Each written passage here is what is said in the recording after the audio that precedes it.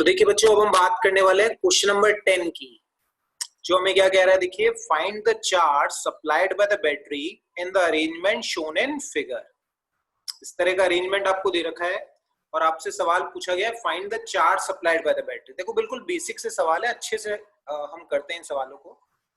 जैसे देखो इस सर्किट को एक बार हम वापस रीड्रॉ करते हैं, है ना। थोड़ा एक बार रीड्रॉ करेंगे तो आपको और क्लैरिटी आएगी अच्छे से।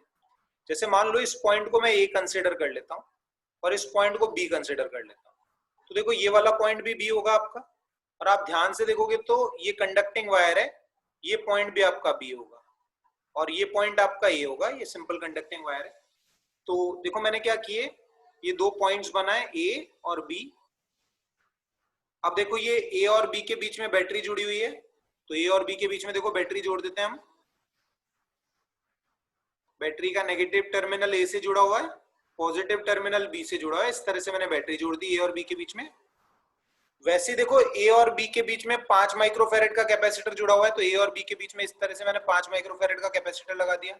ऐसे ए और बी के बीच में इस तरह से मैंने 5 माइक्रोफैरेड का कैपेसिटर लगा दिया। वैसे ए और बी के बीच में इस तरह से 6 माइक्रोफैरेड का कैपेसिटर जुड़ा हुआ है, ऐसे कैपेसिटर लगा दिया। ये देखो ये 6 माइक्रोफैरेड का कैपेसिटर लगा दिया मैंने, ठीक है ना। 5 माइक्रोफैरेड 6 माइक्रोफैरेड, और ये आपकी 10 वोल्ट की बैटरी होगी। तो अगर आप ध्यान से देखेंगे तो 5 माइक्रोफैरेड और 6 माइक्रोफैरेड का कैपेसिटर आपके आपस में पैरेलल में जुड़े हुए हैं। आपसे सवाल पूछा गया find charge supplied by the battery. तो देखो charge supplied by the battery, Q को मैं क्या लिख सकता हूं, क्यू को मैं लिख सकता हूं C equivalent into V, C equivalent into V. अब जो ये दोनों कैपेसिटर्स हैं ये आपस में पैरेलल में जुड़े हुए हैं, तो सी इक्विवेलेंट की वैल्यू जो होगी आपके पास वो कितनी होगी, 6 + 5, 6 + 5 11 माइक्रोकुलाम, सॉरी 11 माइक्रोफैरेड, 11 माइक्रोफैरेड। अब ये सी इक्विवेलेंट मैं यहां रख देता हूं, और V की वैल्यू कितनी है, V की वैल्यू है 10 वोल्ट। तो चार्ज सप्लाइड बाय बैटरी जो होगा वो बच्चों आपको हो जाएगा 110 माइक्रोकुलाम। बिल्कुल सिंपल सा सवाल, आपको क्लैरिटी से समझ में आना चाहिए।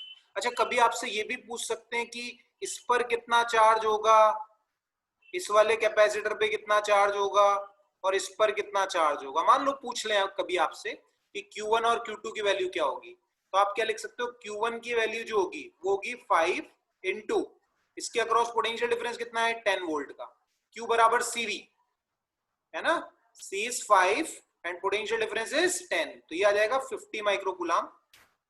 और Q2 आपसे पूछ लें तो वो भी CV हो जाएगा, C is 6 इंटू 10, तो ये आ जाएगा 60 माइक्रोकुलाम।